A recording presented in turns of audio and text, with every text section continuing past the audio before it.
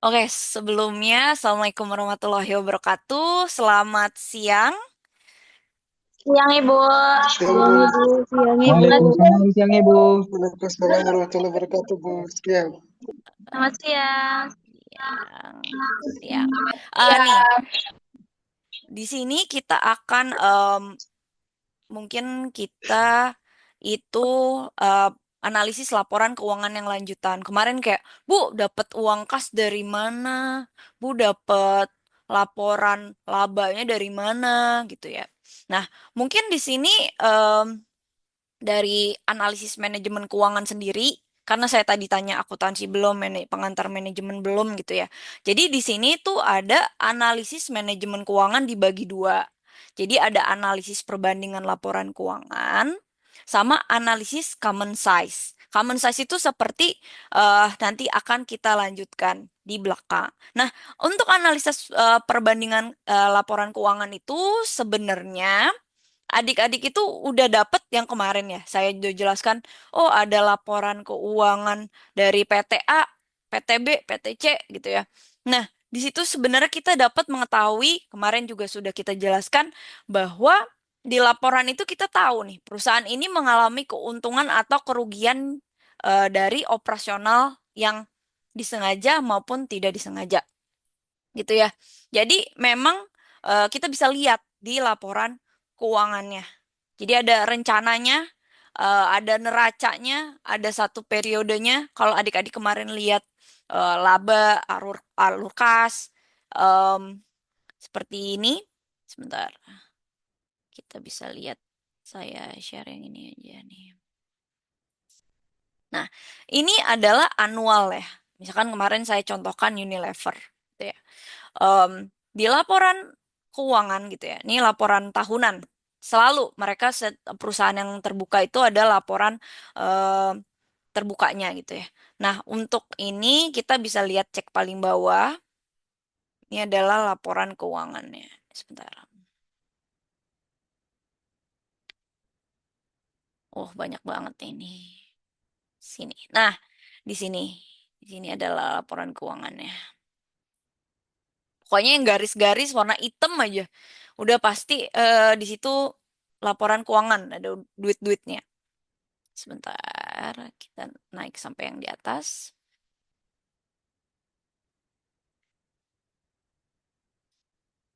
Nah, di sini ada pajak, ada teks, kemudian ada pinjaman bank, ada aset-aset guna, aset tiap tetap lanjutan, beban di muka, aset tetap gitu ya, transaksi, dan lain-lainnya. Nah, di sini kita bisa lihat ya ada beban signifikan gitu ya. Kita ada laporan keuangannya. Nah, biasanya ya benar di situ ya. Nih, kas setara, kas di bank, pihak ketiga, bla bla bla. Karena ini Unilever banyak ya perusahaannya, jadi kita lihatnya, wah banyak banget dia. Karena dari beberapa perusahaan, ada perusahaan es krimnya, ada perusahaan untuk juga perusahaan sabun gitu ya, atau minuman, teh, dan lain-lain.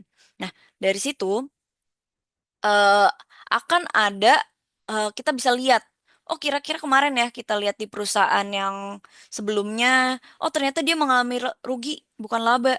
Nah, itu kita bisa lihat di situ. Kemudian munculnya aktiva baru ataupun terdapat perubahan bentuk aktiva. Jadi ada aktiva itu kita bisa lihat ya. Aktiva itu biasanya aset. Nah, ada perbedaan aset tetap atau aset tidak tetap gitu. Nah, di sini ada tetap, fix aset. Nah, sebentar. Ini agak pusing ya kalau yang Unilever ternyata. Kita coba cari yang satu perusahaan aja deh. Yang kecil-kecil. Salah satu contohnya, sebentar.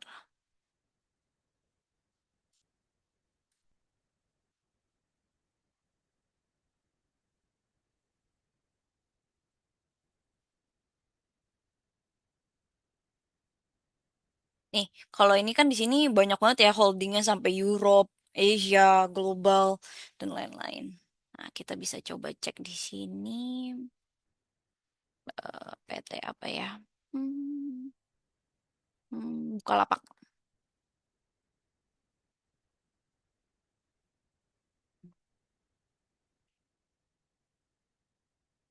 Kemarin kita udah coba em laporan keuangan Bukalapak. Oke, kita bisa. Bentar, saya download dulu. Ini ternyata yang si Unilever kemarin datanya memang banyak sekali dia. Oke, ini dari laporan keuangannya Bukalapak. Jadi nanti kita tinggal search aja di Google kemarin. Nah, ini ada aset lancar gitu ya. Ini masuknya dalam aktiva gitu ya. Jadi ada aktiva tetap, ada aktiva tidak lancar gitu ya. Jadi aset itu biasanya kita bilang aktiva. Mungkin nanti kita akan jelaskan di pertemuan selanjutnya gitu ya mengenai itu. Cuman ini kita masih bahas ada kenapa sih perbandingan laporan keuangan ini untuk tahun-tahun sebelumnya masih bagus nggak sih perusahaan ini? Jujur, saya investasi di Antam gitu ya. Misalkan di perusahaan PT Antam, saya beli nih, misalkan PT Antam itu zaman saya waktu itu masih 1.900-an per em, lembar saham. Karena kita harus beli satu lot 100 saham gitu ya. Ya dikalikan aja kira-kira 190 ribuan zaman dulu itu untuk memiliki satu lotnya. Nah, kemudian saat ini mungkin saya cek kemarin udah 3 ribuan gitu ya. 3 ribuan, 3.700 untuk per lotnya. Nah, itu ada kenaikan jadi 300 ribuan per lotnya. Per lotnya gitu. Jadi lumayan ya, ternyata ada kenaikan. Tapi ternyata daripada saya beli PT Antam ini kemarin naiknya emas yang dal gitu ya, itu lebih menguntungkan dibanding beli sahamnya. Tapi sekarang emas lagi turun gitu ya. Jadi eh mungkin kalau beli yang kemarin di pucuk, kita akan mengalami kerugian gitu ya. Tapi disitulah kita kenapa ada namanya analisis perbandingan kira-kira kita betternya investasi di mana kalau adik-adik sudah memiliki uang atau masuk dalam suatu perusahaan. Nah, bertambah berkurangnya hutang yang dimiliki perusahaan itu perlu juga kita lihat ketika adik-adik memiliki sahamnya. Adik-adik usianya udah punya KTP kan ya? Atau belum? Lalu itu sudah Belum? Ibu. Udah punya Ibu. KTP atau belum? Sudah Ibu, sudah. Belum Ibu. Sudah Wow, semua, Bu. ada yang Sudah belum ya? Ibu. Bu. Oke, Sudah Ibu. udah. Nah, jika sudah, udah punya bank belum? Sudah Ibu. Sudah Bu. Sudah. Nah, di Sudah, dalam Bu. bank itu kan adik-adik sebenarnya bisa connect dengan beberapa aplikasi dari aplikasi saham gitu ya. Mungkin nanti kalau Bu saya pengen deh investasi, nanti kita jadi manajemen keuangan ini bukan cuman kita belajar manajemen perusahaan aja, tapi gimana caranya kita mengolah uang kita yang saat ini bisa lebih bertambah gitu ya. Mungkin mau yang rendah resikonya kita bisa masuk deposito, kita bisa masuk ke eh, deposito berjangka maupun obligasi. Obligasi pun juga pemilihannya juga ada yang high risk juga, jadi harus hati-hati. Nah, di situ, sorry. Oke, nah itu juga kita bisa lihat bertambah berkurangnya hutang yang dimiliki perusahaan. Atau kita juga bisa ngelihat juga kira-kira em, hutang kita ini gimana gitu ya. Jadi em, gimana ya? Saya tuh manajemen keuangan itu enggak, saya diajarkan di sekolah itu cuman istilahnya perusahaan ya kita ngitung uang perusahaan aja. Tapi saya pengen menyebarluaskan bahwa adik-adik juga bisa memanage keuangannya adik-adik dari sejak dini gitu. Karena saya telat gitu. Saya termasuk yang lately knowledge-nya tentang manajemen keuangan dari diri saya sendiri gitu. Jadi adik-adik bisa untuk handle beberapa karena udah tahu oh caranya gini ya buat invest. Sekarang lebih banyak ya AI aja udah ChatGPT, Gemini gitu ya. Udah banyak untuk adik-adik mau invest di mana. Kita tinggal tanya kira-kira yang kenaikannya ke depannya bagus apa. Dia langsung bisa gitu. Nah, kita bisa analisa lagi dibantu dengan si ChatGPT ini gitu ya. Nah, dengan nilai yang ada, nah atau pengurangan dari kita nih, misalkan kita kumpulkan uang dari sekarang gitu ya, dari mungkin usia adik-adik range-nya di 18, 19, 20 gitu ya. Nah, di situ kita bisa lihat kira-kira kita tuh gimana nih untuk investasi di dalam suatu perkuliahan. Contoh nih ya, saya sampai sekarang, misalkan saya sekarang lagi S3 gitu ya, uang saya balik nggak sih untuk misalkan contoh saya hanya bekerja sebagai dosen. Wah, itu mah nggak bakal balik modal. Kira-kira sampai meninggal, sampai mati pun juga nggak balik modal gitu ya. Misalkan seperti itu. Nah, saya ngitung kira-kira saya harus eh, target seperti apa nih untuk memiliki uang yang cukup dari uang gaji, misalkan dari saya bekerja, kemudian saya freelancer, saya juga dosen. Misalkan itu saya kumpulkan, kira-kira saya tanam di mana agar saya bisa pensiun dini lebih cepat gitu ya. Jadi ada target untuk nilai juga nih di adik-adik ini. Jadi belum lagi adik-adik ketika mau berbisnis gitu ya.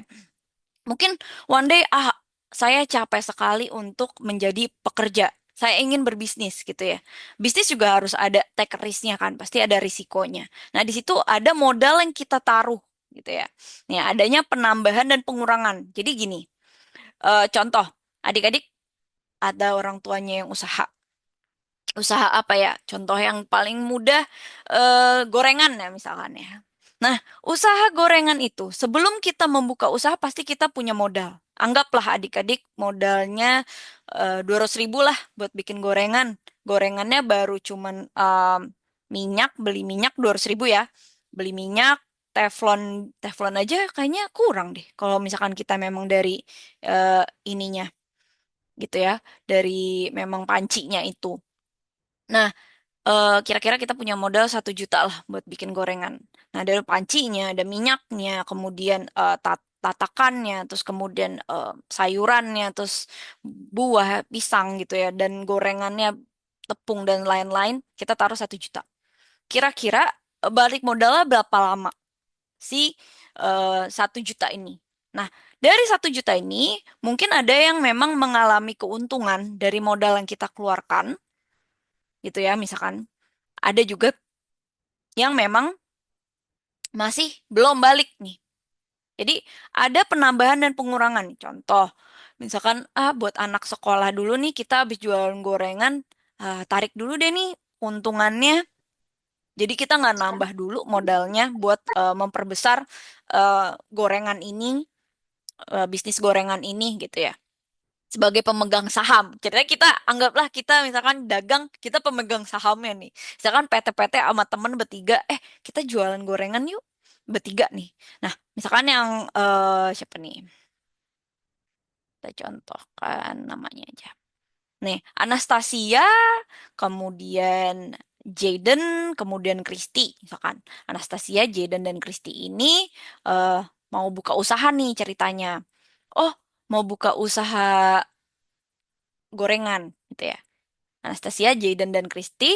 Anastasia misalkan 50%, modalnya 1 juta gitu ya.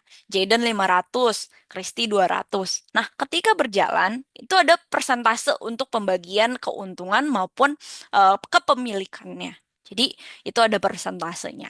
Gitu. Jadi di situ pun kita bisa narik si Anastasia misalkan narik modal deh, gue tarik modal deh, akhirnya eh, tarik modal gue. Nah, itu ada pengurangan saham dari yang dimiliki oleh Anastasia gitu. Contohnya seperti itu. Jadi kita nggak cuma untuk perusahaan gitu ya, tapi kita juga buat diri kita sendiri ke depannya. Cuman memang karena apa ya, di manajemen keuangan itu kita cuma nggak hanya untuk mempelajari, nggak nggak ada nih mempelajari tentang hidup kita, butuh uang, butuh manage uang setiap hari pun kita juga manage uang. Kira-kira cukup nggak ya? Saya dikasih jajan 50.000 sehari, saya harus di kos-kosan, saya harus di makan, ada ongkos ke kampus dan lain-lain, ada biaya kuota gitu ya dan lain-lain. Jadi kuota aku belum cukup nih buat ikut kelas online atau seperti apa. Nah, di situ pun kita memanage juga keuangan kita. Dari analisis itu, kita ada perbandingan dari laporan keuangan yang ada. Jadi adik-adik kalau bisnis sama orang harus tahu nih.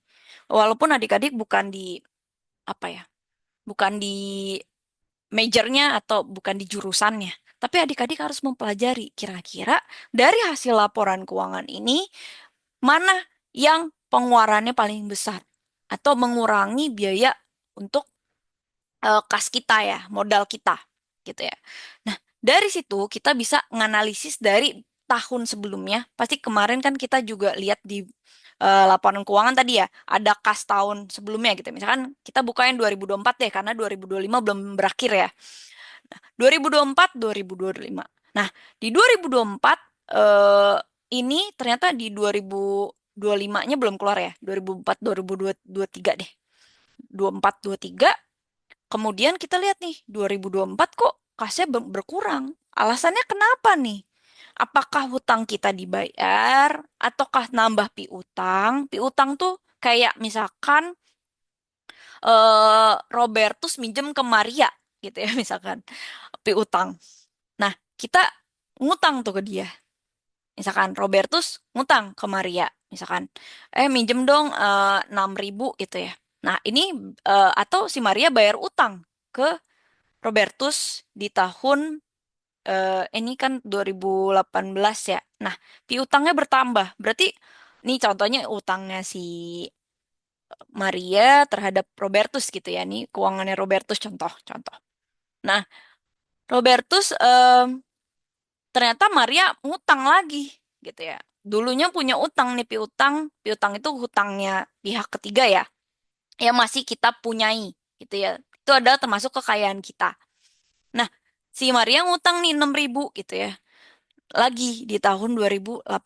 Makanya meningkat. Dari yang tahun sebelumnya utangnya 30.000. Oh, berarti ini piutangnya ada kenaikan. Nah, ini bisa kita lihat ada kenaikan atau penurunan. Dari kas sendiri, contoh ya, ini ada kenaikan kas gitu ya. Mungkin dari keuntungan yang didapat bisa meningkatkan, menambah uang kas kita gitu, atau uang yang kita punya saat ini, cash. Ya, jadi kita punya uang cash di sini. Nah, itulah contohnya. Mungkin surat berharga, contoh, misalkan adik-adik punya emas, punya tanah pun dibedain ya. Surat berharga biasanya deposito, terus surat berutang negara gitu ya. Ini yang dipunyai atau mungkin surat-surat tanah gitu ya. Kemudian gedung. Nah, kita contoh misalkan kita bangun beli mesin lagi nih atau misalkan tadi gorengan, tadinya punya kompornya satu jadi kompornya dua. Itu adalah contoh dari perbandingan laporan keuangan yang tahun sebelum sama tahun sesudahnya. Jadi adik-adik bisa ngitung aja dari total-total itu kira-kira ada kenaikan atau pengurangan nggak di situ. Nah, di sini contohnya piutangnya ada kenaikan, kemudian persediaan barangnya nambah, terus kemudian dibayar di muka. Nah, biaya dibayar di muka itu adalah ketika adik-adik misalkan mau DP gitu. Adik-adik mau DP motor. Siapa? Sorry.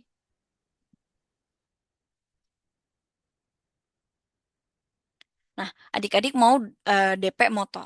Nah, di DP itu kan istilahnya si kita itu udah bayar, tapi motornya belum di kita gitu. Biaya dibayar di muka DP. Jadi misalkan saya yang jualan motor gitu ya. Tadi Art yang jualan yang beli motor, Art udah bayar ke saya DP motornya gitu ya. Nah, tapi saya belum ngasih motornya gitu. Itu adalah biaya dibayar di muka. gitu. Ini saya nggak jelasin tentang gimana dapat dari mana duitnya. Itu biasanya ada di akuntansi adik-adik. Jadi adik-adik bisa nanti mungkin pelajari lagi untuk akuntansinya. Saya cuman untuk analisa-analisa aja ya di manajemen keuangan gitu. Nah, untuk kelompok C ini memperlihatkan nilai A absolut dalam satuan rupiah. Oke, ini dari kolom C ini absolut dalam satuan rupiah. D ini memperlihatkan perubahan satuan persentase. Jadi ini persentase dari perubahannya gitu. Jadi dari yang kenaikan sekian dipresentasikan jadi berapa persen gitu ya. Kemudian ini didapat dari hasil perhitungan pembagian nilai tiap jenis biaya dengan nilai pada tahun pembanding.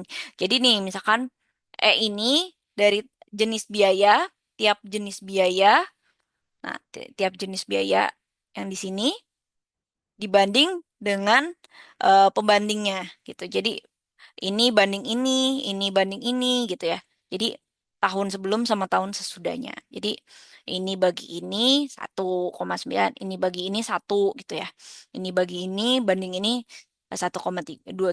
Nah, itu adalah perbandingan dari rasionya. Nanti minggu depan kita akan belajar rasio-rasio yang banyak sekali yang bisa kira-kira kalau adik-adik mau investasi ke suatu perusahaan atau suatu perusahaan yang adik-adik saat ini berjalan, nanti adik bisa lihat, oh kira-kira perusahaan ini bisa berjalan berapa lama tanpa adanya pemasukan. Misalnya contoh seperti itu. Atau perusahaan ini mengalami rugi atau untung.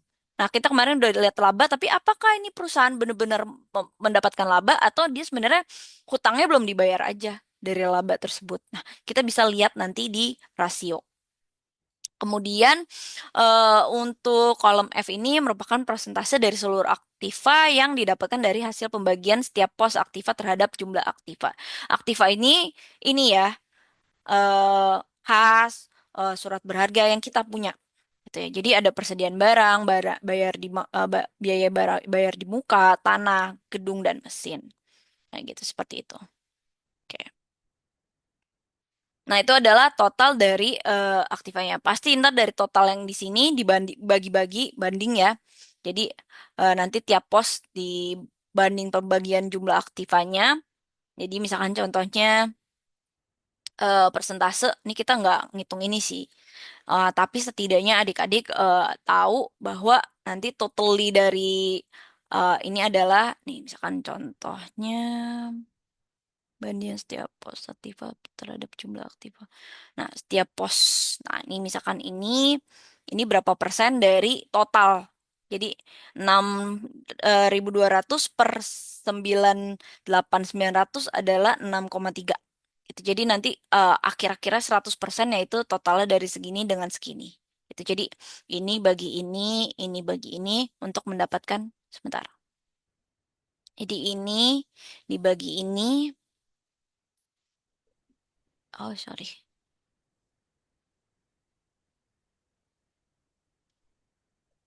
Untuk mendapatkan segini. Gitu adik-adik. Jadi ntar totalnya adalah 100%, ada total segini, ini total 100% juga.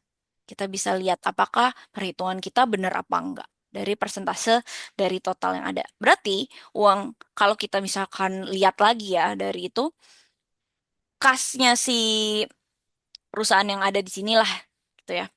Contoh di buku. Nah, itu ada 6.200 itu dalam juta ya biasanya atau dalam miliar. Itu adalah 6,3% aja dari total aktiva yang ada di suatu perusahaan gitu. Nah, ini ada lagi. Tadi ada sebentar.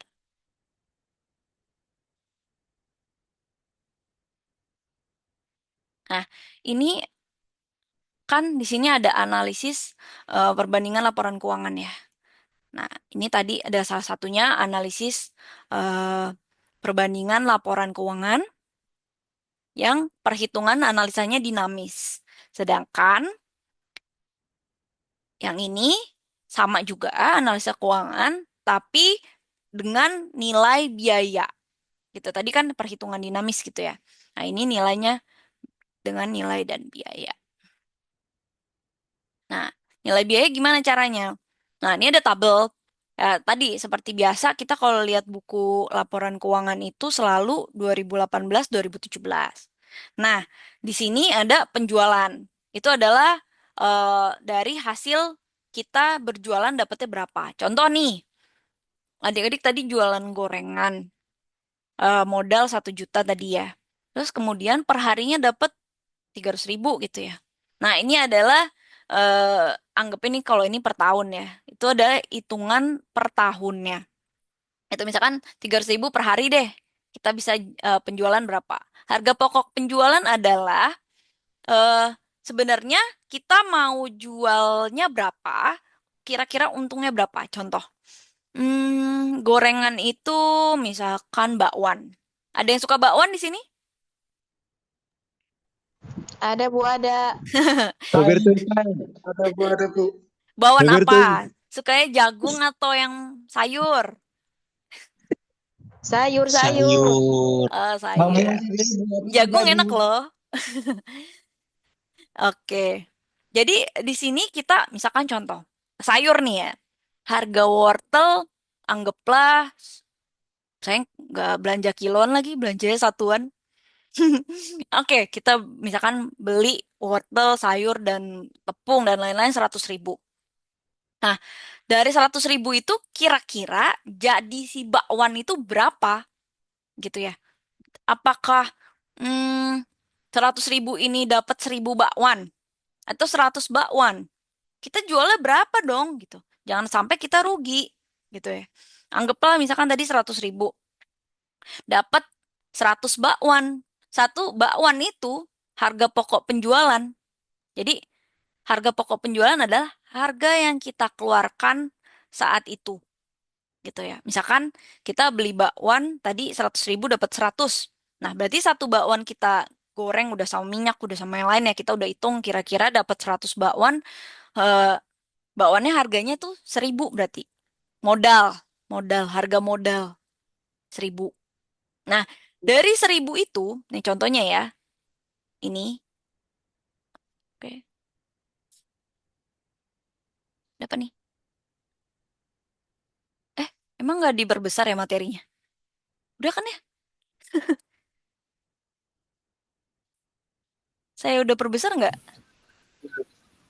Permisi Bu, barang ibu mukanya saja yang terbesar. Kalau itunya tampil di atas begitu kelihatannya, Hah? sehingga kelihatannya sangat kecil sekali Yang mana nih? untuk Eh, materinya Bu. Oh, yang ini.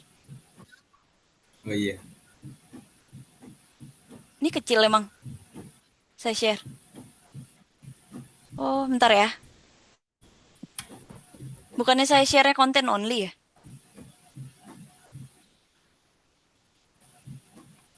Oke, oke. Terima kasih. Sebentar. Nah, ah, ini pada kelihatan atau nggak kelihatan nih? Oke, Kelihatan lu. Bisa Bu. kelihatan kan ya? Iya, Ya, ya, Oke, ya. Ini Bu. saya kelihatan takutnya Ibu. nggak kelihatan. Kelihatan. Oke, jadi ini contoh ya. Anggaplah tadi jangan bakwannya kemahalan 10.000. Ini saya jualan apa ya enak ya? Kalau bakwan 1.000 lah. Ini anggapnya kita 1.000 lah ya. Tadi ini 8.000 lah ya. Kalau misalnya itu bakwan. Nah, kalau kita berarti kan tadi modalnya misalkan minyak, gas, dan lain-lain gitu ya. Udah 80.000 lah kita beli sayur dan tepung dan lain-lain. Tepung kan 10.000 kalau nggak salah per kilonya. Jangan tepung yang mahal ya. Kita tepung yang kiloan aja. Biasanya abang-abang gorengan gitu ya. Ini saya ceritain permisalan aja. Nah, eh di sini anggaplah kita jualnya si gorengan itu 1.000-an. Tapi kayak sekarang gorengan nggak ada 1.000-an deh. Di sana masih ada 1.000-an nggak gorengan? Ada cuma Ada. jarang, Bu. Ya kan udah lima Apa ribu 5.000 empat ya? Bu? Hah? Iya, Ibu. 5.004 Lima kan? ribu Apa 5.000? Oh, 5.000 tiga. Oh. 5.003 juga, Ibu. Oh iya iya iya. Nah, anggap nih kita jualnya 1.000 aja deh. Ya kan untungnya kecil. Nih kita anggapnya jualan si gorengan itu, si bawang nih 1.000. Tapi sebenarnya kita tuh modal bikin bakwan semua udah kita hitung. Misalkan tadi kita modal 80.000 deh, jangan 100.000. 80.000, kita udah dapat 100 bakwan. Nah, kita tinggal bagi aja tuh. Oh, berarti ada eh, dapat 100 bakwan dari modal 80.000. Berarti kira-kira harga bakwan ini tinggal dibagi aja tuh. Dari 80.000 dibagi 100. Karena kita dapat 100 bakwan untuk penggorengan itu. Nah, berarti bakwannya itu harganya 800 perak. Nah, sedangkan kita jual 1.000. Nah, dapatlah si untung itu adalah 2.000 lah. Ya, nih 2.000. Dapat untung 2.000. Lumayan lah, satu bakwan itu 2.000 rupiah. Gitu ya. Jadi satu bakwan. Jadi ini bisa nih kita permisalkan seperti itu. Ini contoh ya, kalau misalkan